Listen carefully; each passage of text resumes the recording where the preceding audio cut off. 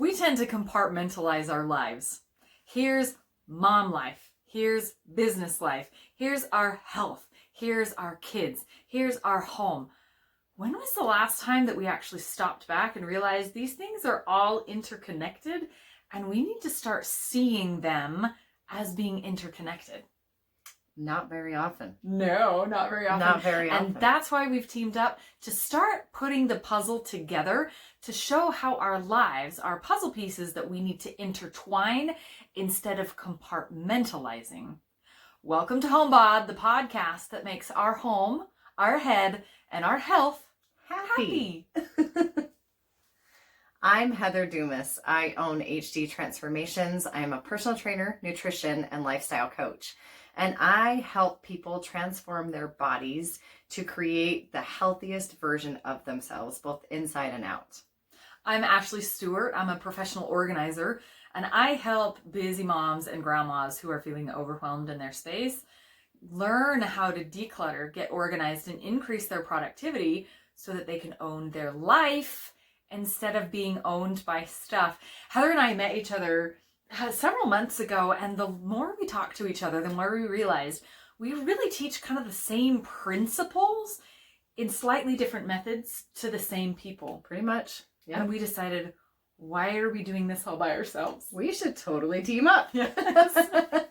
So here we are. Here we are with the Hōm Bod podcast. We wanted to give you just a little bit of an introduction as to who we are, how we got started and what we're doing, and how we help you own your story and turn it into something bigger and better, because each of us have our own stories. Absolutely. And we want to help you take your story and take it to where you want to be, instead of sitting here feeling stuck in your own body, in your own house, in your own whatever mess you've gotten yourself into.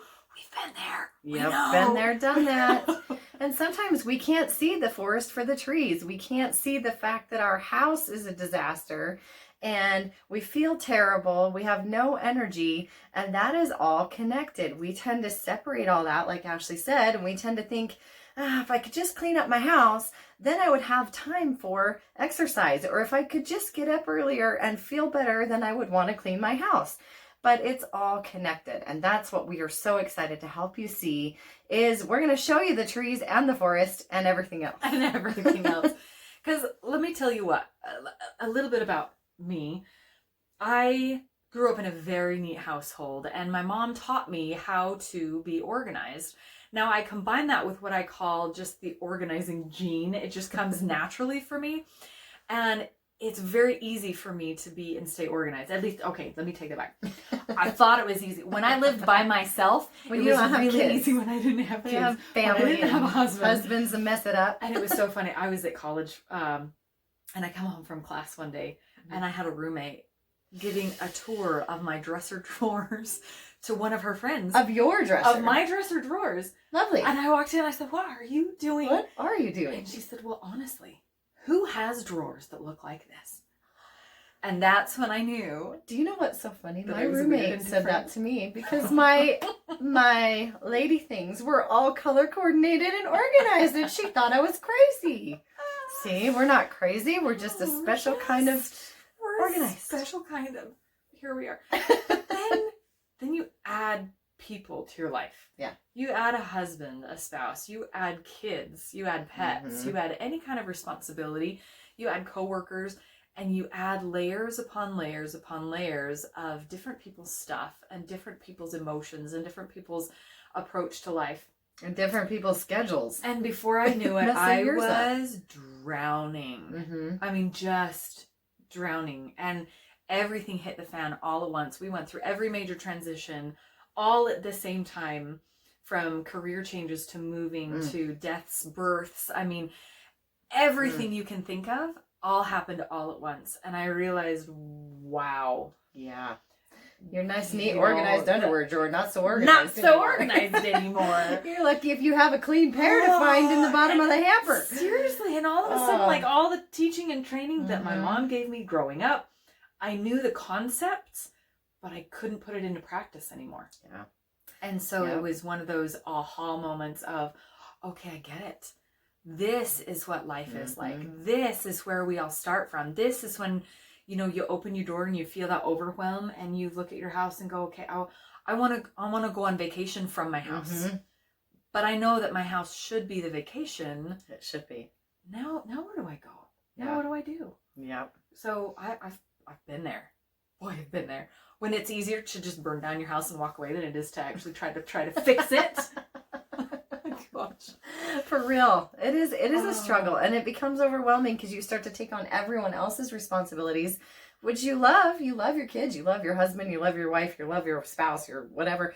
But it becomes like you're carrying all their stuff and your stuff.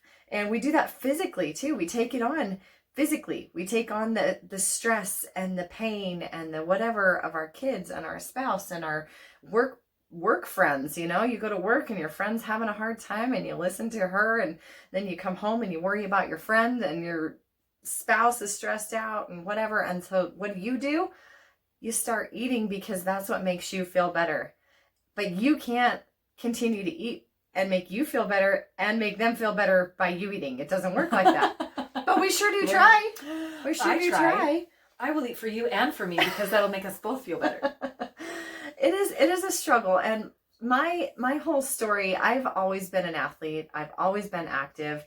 And really, without movement, I'm not a nice person to be around. If I'm not moving and grooving and shaking, I am not a happy person. But through college, I learned that you can't just eat whatever you want because, you get older and these things happen. And then I had kids, and then I learned that, again, you can't just eat whatever you want and be active. There's more to it than just being active. You have to be intentional about your activity. You have to be intentional about what you're eating. And sometimes when we're teenagers, we're young athletes, we're moving, we're grooving, living on donuts and chocolate milk. I mean, that's what every day in junior high school, every single day, a chocolate donut and chocolate milk. Oh, I lived on Nutter bars and dinner rolls. See? And we looked fabulous because we were young and moving and grooving. And then you start to have kids and your metabolism starts to slow down. Your hormones get all jacked up and life gets in the way. And suddenly you can't go exercise because you've got a kid with strep throat. Or you can't go exercise because you've got a job. And you have to go actually make money and pay for keeping the lights on. So we start to lose things. Yeah, adulting's not so fun. No. I really wanted to grow up fast, and I kind of am regretting those choices now. But I learned to create balance, and that really has become my forte, my specialty, is to really help people figure out, okay, I want to be healthy. I want to be a good mom. I want to do awesome at my job. And I still want to have some free time to hang out with my spouse. And it does not feel like I have that space in my calendar. And that's where I've really been able to help myself first and then others because I had to. It was out of necessity. Yeah, absolutely. You grow up, you get older, you got to figure it out. And if it's important to you enough, we can find a space. So yeah, that's what we do. And I think that's where Heather and I really connected, was on this mindset of you've got to figure it out. No matter what you're going through, if your metabolism slows down and you've got kids now and, birthing does something weird to our bodies and family members and other responsibilities take up our space. And when we started talking about everything that we do, we realized that mindset has a big play in everything that we do. And so we want to bring you this podcast with exactly that intention, to combine our home, our head, and our health into one cohesive unit that helps us progress and helps us get unstuck and helps us get going in the right direction. So overall happiness. Yeah. I just want to freaking be happy, right? There's so much to ask. It's so simple and yet it's so elusive. Come on, baby. Yes, we can find it. We can do it. We can do it. We can. And we have an incredible lineup of everything that we're going to talk about in this first season of our podcast. So this first episode, we just wanted to bring you an introduction of who we are and why we want to do what we are doing and where we have come from. To let you know that we're not preaching from a pedestal here. We've been in the mud and the sludge, and we've been in the the worst of the worst, and we know what that feels like. And through the heart, I think it's one of those where didn't you teach yourself the hard way? Totally. I had to figure it out. I had to sit down really one day and figure out, just real quick side note. So I was working in food and beverage. I was working in restaurants. So I was on my feet for 8-10 hour shifts. I was teaching fitness classes on a regular basis, multiple fitness classes. And I was eating healthily. I just was raised that way. My parents raised me on, whole wheat bread and all that stuff. Ew. I know, ew. My friends thought I was so weird because I ate brown bread. So, and so I thought I was doing everything right.